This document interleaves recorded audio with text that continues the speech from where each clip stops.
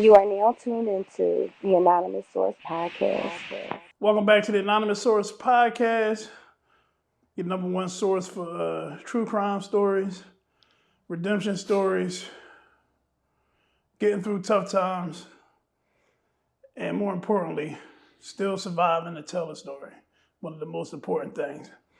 So today's guest, I'm gonna get right into it. Childhood friend. When I say childhood, I mean literally. I'm on Paris Street, he's on 48th Street. So if you know what that means, I come out my house, walk around the corner, I'm at his house. Right. We both been through some trying times, we both did a little bit of jail time.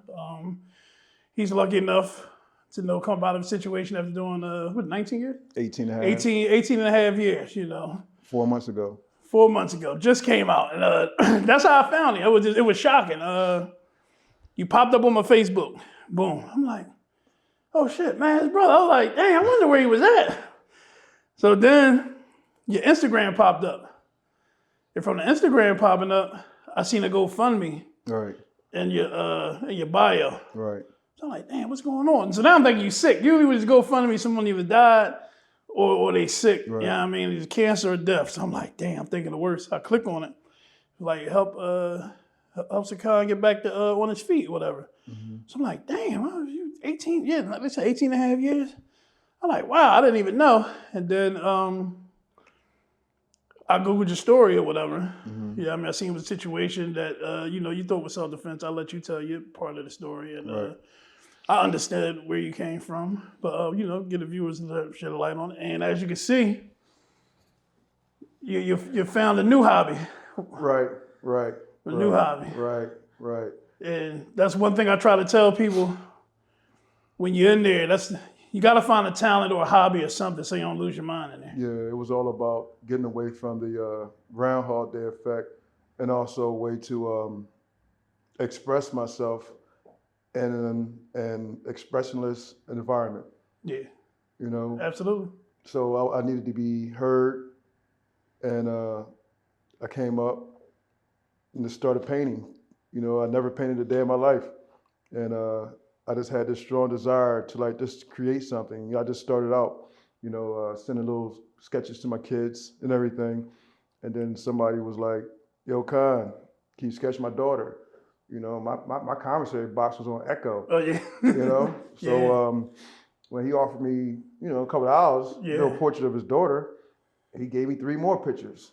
So now, my box get a little swole now. So, so now I'm drawing like an elf working on Christmas Eve. You know what I mean? You making the Christmas cards and the Valentine's Day cards. Cards, everything. People don't know, right? You can go in, you can enter the penal system, pause, and don't have no kind of motion. But if you have a talent, you can survive in there. You can make real good money. I've seen people to where they couldn't take no more commissary, so now they're getting money sent home, or they put money on the books for you, so you can survive. If you're a true hustler, and no matter what environment you're in, you'll figure a way out. You'll figure a way. Yeah. And I figured mine out. Art athlete, because man, one thing about men in jail, they love the women. Make me a card. Yeah. Something for my lady, man. They don't care nothing about them when on the street or when they get locked up. They want them to answer that phone. Did you get the card, man? They want to get the name tattooed on them with the little stick pin. Yeah. Yeah. They ain't care nothing about it when he was on the street. Nothing about them. Yeah. Did you get into the tattoo in there, or? Yeah, I got to the tattooing. Yeah. I was pretty good at the tattooing. I just didn't like looking over my shoulder all the time while you're doing the tattoo. Yeah. You know what I mean? Because that little bit of sacrifice comes to a high cost. Yeah. And I try to stay away much from the police as possible. So. Absolutely. So I'm gonna take it back to, I want to say 90. Let me see when I got out really in the streets. 96, 97. Mm-hmm. You had Hoop Street, you had 46th Street, mm-hmm. you had Marcoux Street, you had Fallon Street. Everything was going crazy. Yeah. I started hustling a little bit. Mm-hmm. I started being out there, get a little couple dollars.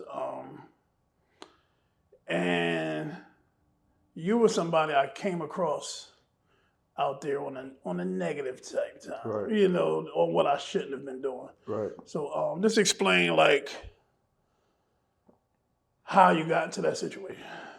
Well, you know, I started out, you know, I was never one of those guys to sit there and like glamorize what somebody else had.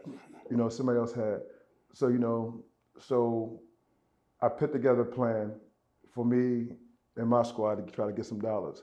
And because, you know, I went to school with most of the guys in the neighborhood, you know, like the Calvins, the Aggie, the Dev, and all those guys. Yeah. It wasn't a problem, you know.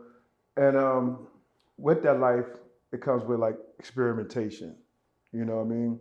You know, I was snorting powder. You know, I was getting money, so you feel like it's like smoking cigarettes. It's like it's not a problem. Yeah, it's not a problem. Yeah, It was always a social drug. Yeah, so you know, so you sit there, you know, snort a little powder and everything. And so when my mom, you know, got diagnosed with colon cancer, and they said it was terminal, like there was no coming back from it. You know, my mom was my confidant. Yeah. You know what I mean? She was everything to me. And I did not want to be around for her to pass. Gotcha. If that makes sense. Yeah. You know what I'm saying? He was trying to escape. Right. So I started smoking coke. You know, I started smoking coke. And it was crazy because I had this thing where, because everybody in the neighborhood knew me, knew Khan. Yeah. You know, the dapper dresser, you know, you get money and hanging out, having a good time. I didn't want anybody to see me in that type of lifestyle. So I always ventured out into other neighborhoods, you know what I mean, to do my thing. Yeah. This one time, I heard these two, you know, I'm not gonna call them fiends, you know, but people that were stuck in their addiction. Yeah. You know, they were talking about, oh, they got some good shit around the corner. They got some good shit around the corner. So I was air hustling. So they said the house number and everything, you know? So I said, I'm gonna go around there. So I went around there, you know, so when I knocked on the door, dude looked at me all crazy, like, I said, yo, man, you got something? And he was like, looked at me, see, you police? I got a white gold chain on with stones in it, Timberland boots on, some Jabot jeans and everything. He thought I was a fiend, so I had my little sachet, you know what I mean? I zipped it, showed him the $100 bills, showed him a couple crack pipes and some lighters and stuff and everything. He was like, come in. Good enough for me. You know? So I get in there, you know, I had him 3 bills. He said, you want the whole thing? I said, no, just give me baggies. I don't feel like dealing with the whole thing. You know, I just like the ritual, just, you know. So he said, you want me to send your girl up? I said, nah, don't send no girl up. I'm cool by myself, you know. I want to, you know, deal with the bro. I get all high. She trying to dig in my pockets while so Satchel gonna be empty. I'm trying to enjoy myself in seclusion, you know. Absolutely. So I'm up there, and I hear this loud kick at the door. So I hear, you know, people getting pistol whips, hear shots getting fired and everything. So I'm like, oh shit. I said, I'm gonna die in here. And so I kicked a hole in the sheetrock, took my jewelry off, took all my money, threw it in the hole, and I timed the footsteps. You know, when I heard them come up the steps, I said, if I'm gonna go with a puff of smoke. So I took me a long doohickey, you know what I mean? And that door got kicked in. Dude had the AK-47, the mask, and the ski mask, ski goggles on. And he pointed at me. And you hear somebody yell downstairs, somebody upstairs? And they said, ain't nobody but Khan. Damn. So they knew who you were. They knew who I was, you know? So I sat there and watched them continue to, you know, beat on whoever was downstairs and everything. And I waited till the coast was clear and I got up out of there. You know, you can finish the rest. Yeah. Absolutely. Yeah, you can finish the rest. Yeah, and from that situation, because like you said, you never really came out and you always chilled on the porch. And I think I was doing a graveyard shift or whatever. Mm-hmm. And I wasn't, Dev was like, I'm like, no, I ain't doing the car. I ain't doing it. You're like, nah, man. And I went over there and I took you something. Mm. Something I should have did. You know, we grew up with y'all. So I'm apologize on camera, man, for being a part of the problem. At that time, I needed my medication. Yeah. That's how I was like, man, I need the medication. I need some money. But that's what destroyed the community. Shit like that. Like, you should be like, oh, come on, Con, let's go.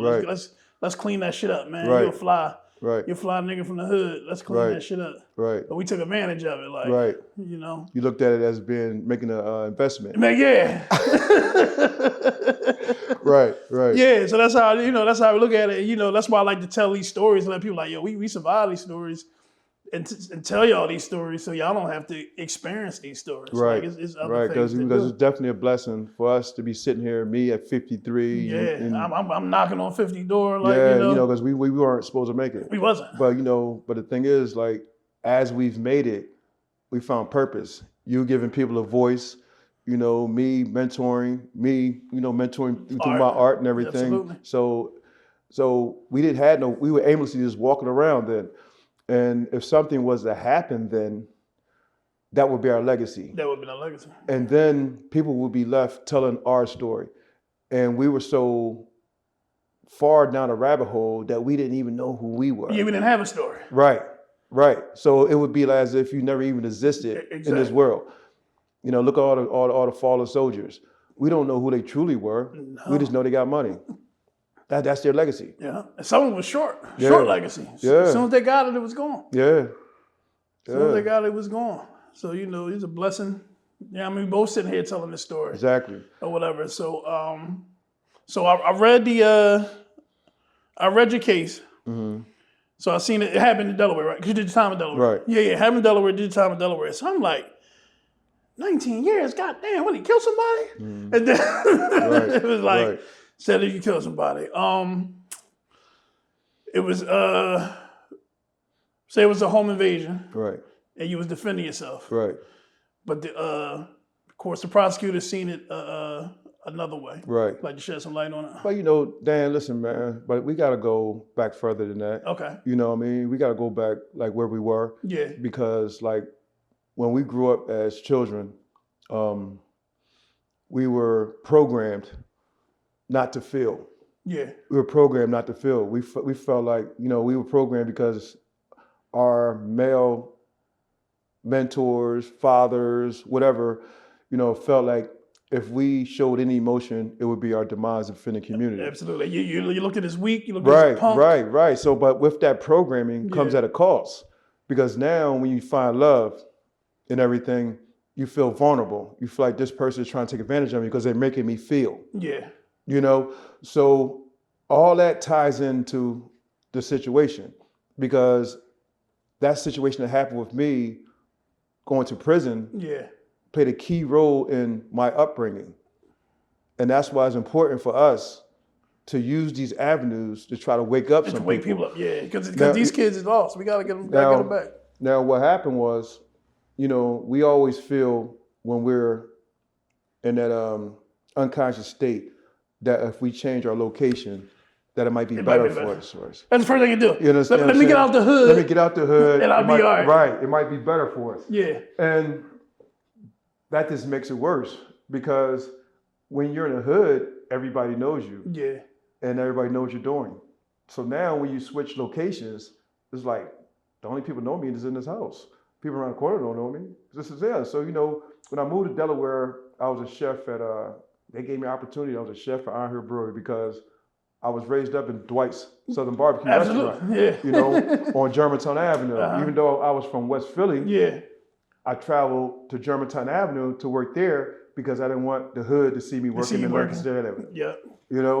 So that's why I picked up the love of cooking. So when I moved to Delaware, they gave me an opportunity at Iron Hill Brewery because I had been cooking since 14, 15 years old. Yeah. And so they gave me an opportunity. And with the opportunity, I was making, we talking 2004, 2005. I was making $25 an hour, doing something I love to do. Yeah. So over time, big money every week, So it started with somebody on a job asking me, yo, I can get hooked up at? So I take them down the hood, down in West Philly to get hooked up. Because they always know the black guy got the hook up. Yeah. Even though you know somebody, black guy always knows somebody. So on the way back, these white guys, they use all their tip money and they got themselves 3 ounces. Yeah. Of course, I got my break. Yeah. So, I get back to the crib, I start sniffing again. I was clean for a few months. Yeah. Started sniffing again. So, so now, when stuff run out and everything, so now you're starting to, seek out, product. Yeah. So, you go out and do product and everything. So now, I start falling further down a rabbit hole. So I got indebted to this neighborhood drug dealer and everything. So, we from Philly. So we're like, man, y'all Delaware niggas ain't doing nothing to me. Yeah. You know what I mean? You burnt. You burnt. Man, that nigga broke in my house, stabbed me a couple of times. I stabbed him back. Yeah. Killed him. You know understand what I'm saying? And I was sitting there like when DMX was sitting there when his two little partners killed each other. Yeah. It's like, now I done did it. Yeah. That's it. That's the end of my life. That's the end of my life. So I didn't want the kids to see the situation. Yeah. So I took care of everything in the house. But I sat there waiting for the police. I knew they were coming. And I went to jail. And media, not to cut you off, media portrays it a whole different way. Yeah, because my number was in his phone and everything, because they put their 2 cents in it and everything. Yeah. They said it was, I called him to the house. Yeah, that you call into the house and you dispose of the body. We from Philly. Yeah. We don't call nobody to our houses. We go get it. We meet you halfway. Yeah. You know what I mean? We don't bring, we don't bring people to our cribs. You know what I mean? So anyway, so that happened. So when you out of your environment in a state penitentiary, we was raised up the box. Yeah. These young boys, all you know how to do is shoot. That's it. So I took advantage of that. I was just being aggressive, man, trying to, state my claim inside the prison. You know what I mean? Yeah. And then an old head, got a name by Kenneth Rogers. He's from Uptown. He pulled me aside. So you can't keep doing your time like this. I said, man, listen, I might be getting life in prison. This is what I'm at. I'm gonna state my claim. I'm gonna make it easy. I'm gonna make these dudes remember me. So when I walk down the hall, they gonna, you know what I mean? They know what it is. So he said, no. So he said, get off that medication, because you go to jail, you play the game, Yeah, get the play medication. the game, get all your... Yeah, so you get the Cinequan, Get the Cinequil, all that. Try to sleep it off. Yeah. So I got off the medication. And when I got off the medication, that was the first time, I'm at this time I'm like 35, 36 years old. Uh-huh. This was the first time I've been sober since I was 15. And everything was so overwhelming for me. It was overwhelming for me because I had became conscious. Yeah, so now you're trying to readjust to your consciousness. Right. So what happened was I couldn't deal with it because it was pissing me off to see guys so comfortable inside prison. So comfortable using the same dialogue day in and day out. Yeah.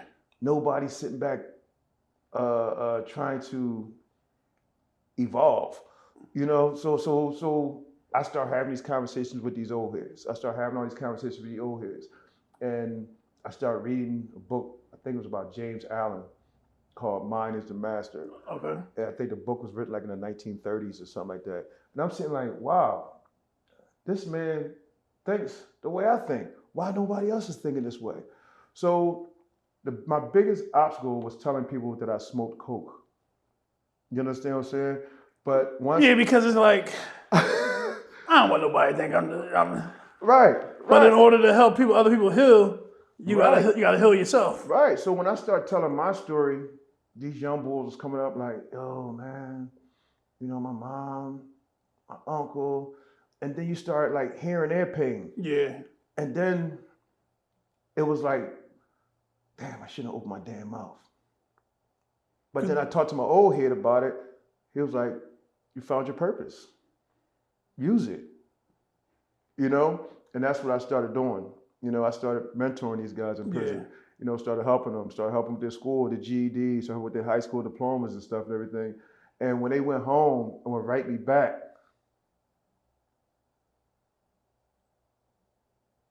that felt pretty good. That felt good, yeah. So that improved my human quality as a man. You know what I mean? So Being able That to help became my others. purpose. That's you trying to repay a debt as much as you could while you're It alive. wasn't I mean, more. not It wasn't more so like repaying the debt, but just to be like, It felt like because my debt would never be completed until my time was over. Yeah. Because I held myself accountable for what I had done. Okay. You know understand what I'm saying? I held myself accountable for that, and that's how I got on my healing process. You know, as your podcast is called, Hustling and Healing. It takes a lot of self-discovery in order to heal yourself. Absolutely. You know what I mean? You can't teach consciousness. It's either going to come or it's not. You know, so so that's when I started sketching, drawing, and everything, and cooking for the guys in prison because I love cooking. Cooking was a love language for me. That's why I love working at Dwight's. And had that stinger going. Right. And then they, they end up giving us microwaves because they got tired of the little stingers. You got tired of the stingers, yeah. Yeah. So that's that part, Yeah, no, absolutely. So I'm gonna just go back to the before healing. What's going through your mind when you're just sitting there? Do you think the cops are gonna bust in and kill you? Do you think it's See, as I was sitting there, I thought I was gonna bleed out because, like I stated, I lost a lot of blood because I got stabbed 3 times, and at that moment, I was like, finally, I'm gonna be with my mom. Yeah. You know what I mean? But they got there before, that even took place. You know what I mean? But I felt it coming because you feel almost like, you don't feel the pain. You just feel like a sense of euphoria, when you're about to fade to black. Yeah. And I said I was content with that. You was prepared. Yeah. Yeah, that's deep. Yeah. So, but when the cops came, it was like, damn, it wasn't meant for me to go. Yeah.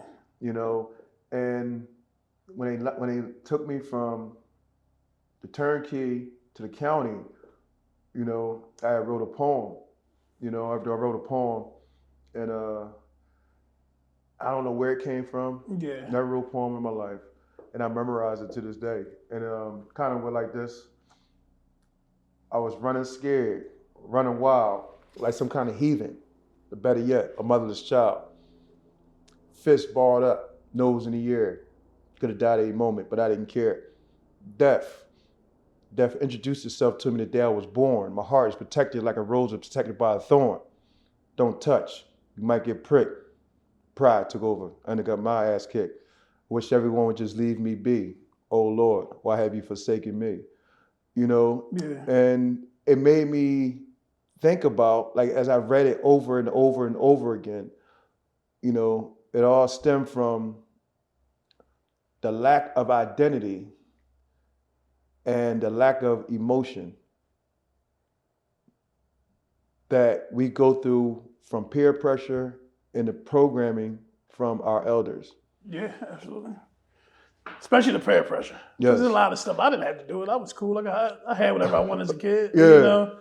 But it's like, yo, we getting money over here. What you doing? Yeah. You got the 9 to 5. You're looking at your check. You're like, hold on, how much y'all making again? Yeah, because it was my brother Mass. Yeah. I stole him from Burger King. He was working at Burger King. Yeah. Yo, man, get up out of here. We're gonna get this money. Get this money on the block. And that's a repeated cycle. Yeah, it's a cycle still going on today. It's the same exact cycle, and we got to figure out ways, to break it. Through you, what you're healing with, mentoring people through this podcast, this platform. Other people, fellas and everything that's trying to make change because these kids is gone, man. They're not going. This new life expectancy is like 22. Yeah, I got to share this story with you too. Yeah, I have to share this story. Absolutely. When they transferred 300 of us from Delaware to Pennsylvania prison, they came and told me. They said, "Pack up your stuff," and I knew I was going. Man, I packed my stuff so fast because Delaware prisons is booty. Terrible. You know what I mean? Yeah. Terrible. So I packed up my stuff so bad. I gave the guys who ain't have nothing most of this stuff. You for real? Yeah, take it. And they sent me to Phoenix. Okay. You know, I guess Gradeford just Oh, closed yeah, they down. closed Gradeford Gradeford. just closed down. Yep. And that was a good experience. You know, first, they put me on a veterans tier because I'm a vet. Uh-huh. They put me on a veterans tier. Then I get on a veterans tier, I see a tag on the door. And it said, William H. Cosby. I'm like, so one of the guys said, yeah, that's Bill Cosby's cell. He be back. He went out for medical. So when he came back from medical, I'm looking, and all I thought about was the Cosby Show. You understand what I'm saying? I said, no way. This is crazy. I'm sitting on a tier with Bill Cosby. With Bill Cosby. Yeah. So then he summoned me. He says, where's that artist at? You know? So I go down, and we went through our mentorship thing, man. You know what I mean? Him just talking to me about stuff. Me, because he couldn't see. Yeah. So I explained to my artwork, and he characterized it as melancholy, full with emotions and stuff like that. You know, so I was like, I said, wow. You know, so for like a year and a half, every day I sat in the cell and talked with him. That's dope. Yeah. Then when I came, then they transferred us back. A friend of mine said, my cousin has an art gallery, you know. The art gallery is called Soul Firm, the Soul Firm, owned by Nataki Oliver. And she said, yo, your artwork is fire. She gave me a solo art event for 3 months. Man, it cost me a lot of dollars because I had to appear via video visit, you know, 3 times a week, you know, and for an hour piece. So that's $16 for this event. So that's coming straight out of my account. But it was an investment well made. But she says, the only way I'll do this is if you tell your story. I said, gotta tell a story again. I can't tell my story to no civilians. They're not gonna understand. They don't know about this life. They're not gonna support this, especially they know what I'm in jail for. They're not gonna support this. I had sold out shows. I had sold out shows, and it shocked me. Because pain, right? Pain, everybody can't deal with the highs. Everyone understands the lows. But you know what's crazy though, Dan? This is how I started it out.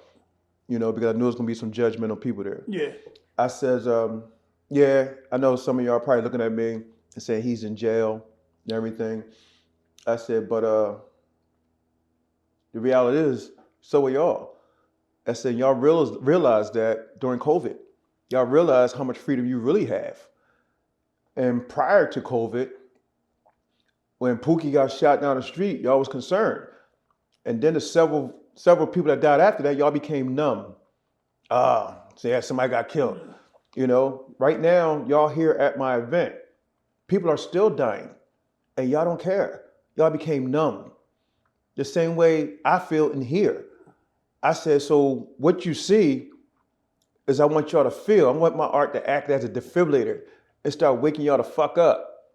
You understand what I'm saying? And I didn't expect no applause. I didn't expect this to but they was like, you know, they gave me some applause for it because that's the reality of it. So since then, professionals have been coming to me, asking me for advice, and you know, that feels pretty good too. No, absolutely, man. And I tell a lot of people try to hide the lows. They try to only my friend Chad, we always say, people treat Instagram like they highlight reels. They never show the stumbles, the falls, I tripped up the steps. Right. People want to see that because people want to feel like, in order for people to be inspired about you, they want to feel like they are you. Right. So if you're perfect all the time, I ain't perfect, fuck him, or whatever. But if I see, oh shit, he tripped, oh damn, he did that too. Now it gives them hope. Be like, if he did all that and he's at this successful point right now, then there's no reason why I should be crying and bitching about making these same stumbles or whatever. Right. So we gotta start showing our losses more than our wins. Right. Just so people can get an understanding of how many times we lost to get this win. Yeah, people criticize me because I posted on my Instagram and me walking outside the prison. Mm-hmm. You know, you shouldn't post that. Everybody don't need to know you just came out of jail. Why not? Why not? That's who I am. Because it's just like, you know, I was saying before, you know, I don't know if we said in the video, if I don't tell my story, people be left with telling versions of my story. Yeah. So I'm going to tell my story. Let's tell it while I'm here. I'm going to tell my story while I'm here. Yeah. Because if I don't tell my story while I'm here, who knows what somebody else wants to say? It'd be as if I never existed. Exactly. Everything be what? Fictional.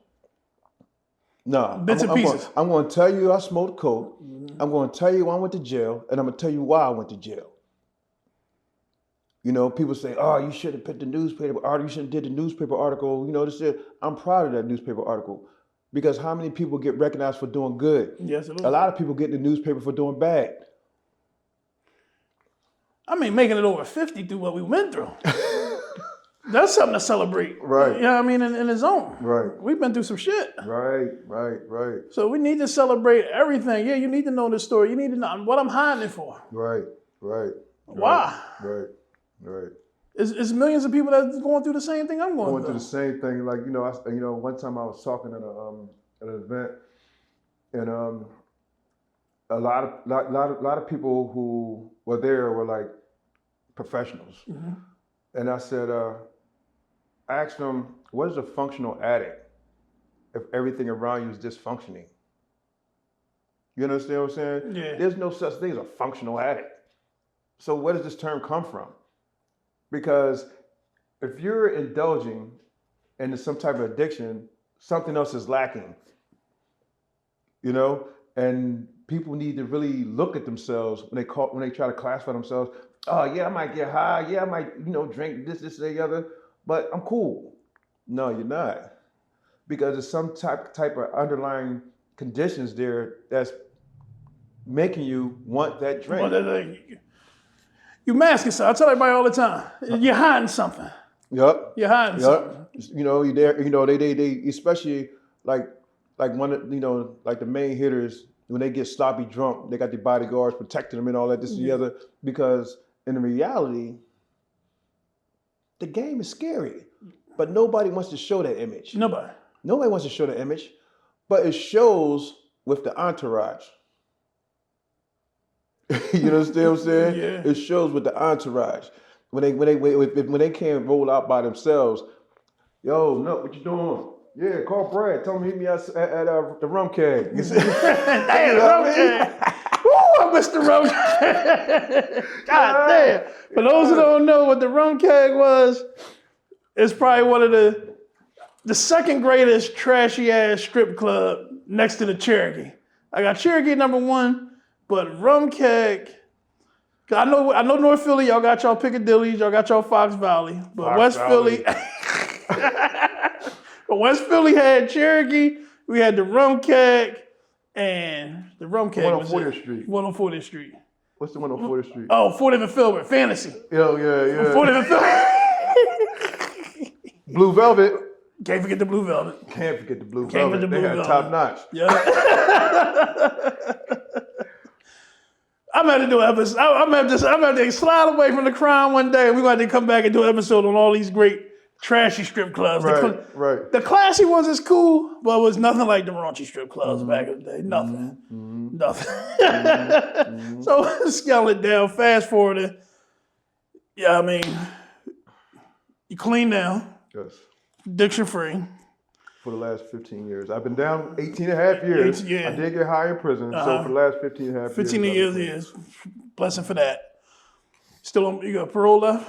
I got about a year probation left. Year probation left. So we walking, we staring freedom down the door. Right. Yeah, I mean, you about to be fully free to be able to roam and do whatever you do without saying nobody else.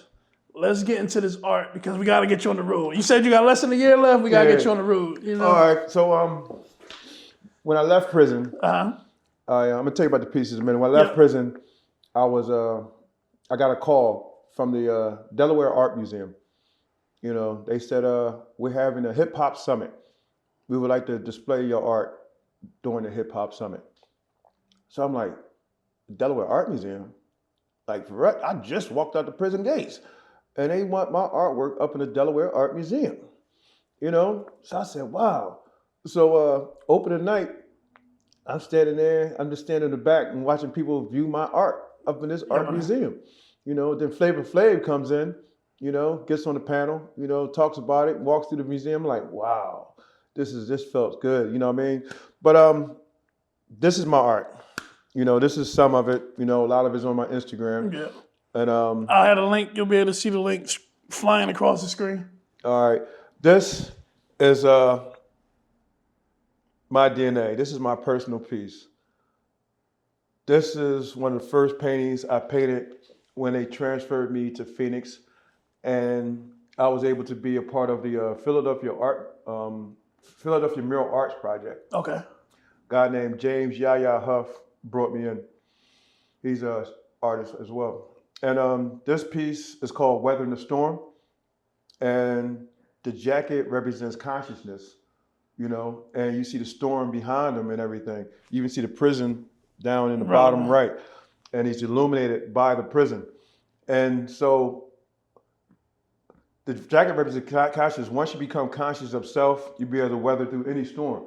But you also have to grow from your experiences. That's why I made sure to put the prison back there. Just to let you know. Yeah, so when you dim the lights, all you see is the prison light and the glow around his hooded jacket. All right, if you can grab that piece right there. This is my favorite. I'm just now seeing this though. You just made this one? It's recent? I just produced this. Yeah. I just produced that on the 11th of this month. Okay. And this piece represents a woman growing up in the hood. You understand what I'm saying? This is a woman growing up in the hood. And this is when she's, you know, an adolescent, you know, she's playing in the playground. Then the playground, you know, you got the dope bags, the syringes and everything in the background. Then you got the M16 shooting off while they jumping. Oh shit! I got the M16. I thought it was barbed wire at first, yeah, but now I see. Yeah. And then you got the boy sitting here with his head down, you know, with the jewelry on, say power. Don't even see the bullets coming. Don't even see the coming for him. Don't even see the bullets coming. Then you had a Statue of Liberty, you know, which represents freedom. You know, there's no freedom in our hood. It's all about survival. Absolutely. You know, so that's why she's covering her face. So then here you have a man helping another brother, and then it says, I am my brother's keeper. And the only way you can be your brother's keeper is if you have empathy. And then here, which is my signature piece, is carrying the kids, and he's sitting there asking himself, why? Why are we doing this? You know, and then once we gravitate towards our spirituality and pray, we'll have, you know, hope. You know, so, you know, that's a dope piece. Yeah, so you know, I wanted to pay something like that on because I went through your page. I don't remember. I remember seeing this. No. Then this piece right here, I'm still working on. This reminds me of like the remember the pieces that our moms and our grandmoms the silhouettes. On the black light on it and everything. Yeah. You know, I want to start painting. That's what gave me this idea. Yeah. Because when you turn the lights out, all you see is the yellow. All you see is the yellow. So this is the piece I'm working on now. You know, I probably, you know, highlight his hands in a little yellow. So when you turn the lights out, you just see part of his boots and his hands and everything. And this piece is entitled Hope. That piece is entitled Hope. So I was working on that piece while I was working on that piece. And then a friend of mine, is getting married.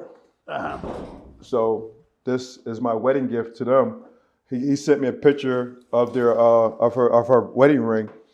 And so, you know, I detailed the ring, made sure, you know, I did the best. Make sure you did the best, yeah. So, you know, I just got finished that just 2 days ago. Yeah. So, you know what? I'm gonna try to get you the stuff that I got. Cause I got the glitter for that. You might can put that on there. Oh yeah? Yeah, I'm gonna try to get that stuff to you before the end of the weekend. Yeah, so my art is my therapy. Yeah. It's my therapy. You know, I spend that's great. I was gonna name the episode that. Yeah. Art is my therapy. Art is my therapy because, you know, I guess I'm like Taylor Swift. When I go through something, I paint my pain, and I go through it for hours. I might sit in the studio 8, 12 hours. I might sit there overnight. Yeah. You know, and I just paint, and I don't never know what's gonna come out because I don't have any guidelines. I just you know go with the flow, and I don't mix colors. I don't mix colors for the reason like It's because if I look at colors as people, you know, if we embrace our own true identity and our own true colors, and then we get together and work as a community, then we'll be able to produce something beautiful. You know, so I don't sit there and mix colors. I dip, swipe, dip, swipe. That's because it. each representation of that color is building something bigger. Right. So it's like it's an army.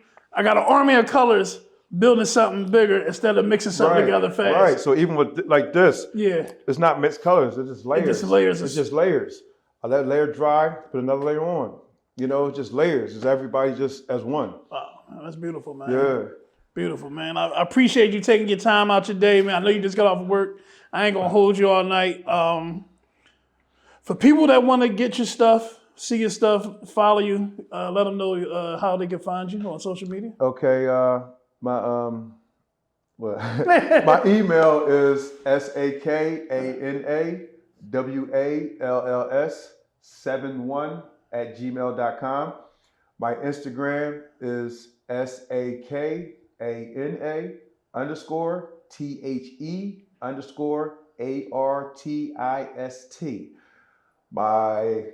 My website is SAKANATHEARTIST.com. Your brother made a website for you? Nah, he got lazy. Oh man, he ain't doing it.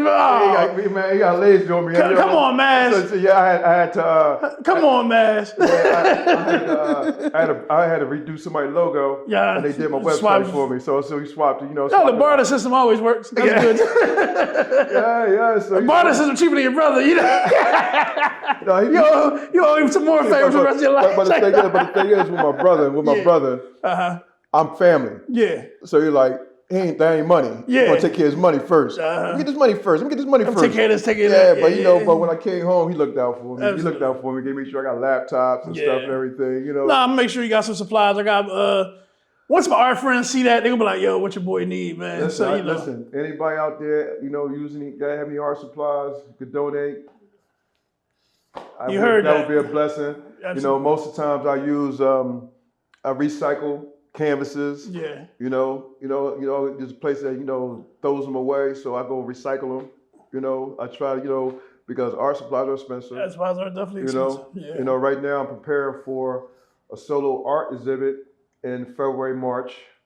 It's going to be at the Methodist Church in Wilmington. I'll give you the information. Okay, yeah. Give me the information. It's going to be a solo art exhibit for 2 months.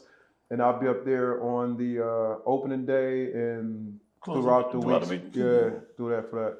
So, all right, we definitely gonna support you for that. Khan, I appreciate you. Great seeing you once again, man. You know, it's been more than 19 years. It's been 30 years. It's been 30 years. Yeah. 30-some years. It's been 30-some years. Yeah. Yeah. I rode down the hood. I be having intentions to come down to the hood and make a day out of it. Yeah. So I jump in the car. Me and the lady jump in the car. And get there about 9 o'clock. We say we're gonna stay till about 6 or 7. I'm back on the road about 12. I already know it. You know, man. It's just too much. Too much, yeah, absolutely. Too much, you know, and you found your peace, so it's like you can walk away from it now. Yeah. So, definitely found my peace. Thank you. Once again, Anonymous Source Podcast. Good friend Khan from my neighborhood. Great story. Right here, right below here is the link. You can get his email, his Instagram page, and his website. Check him out. If you got art supplies you want to donate to him, just hit me up. I'll make sure he get it. I'll drop it off. I'll come knocking on his door and make sure he get it. Once again, it's Big Dan, Anonymous Source Podcast. Khan, we out. Peace.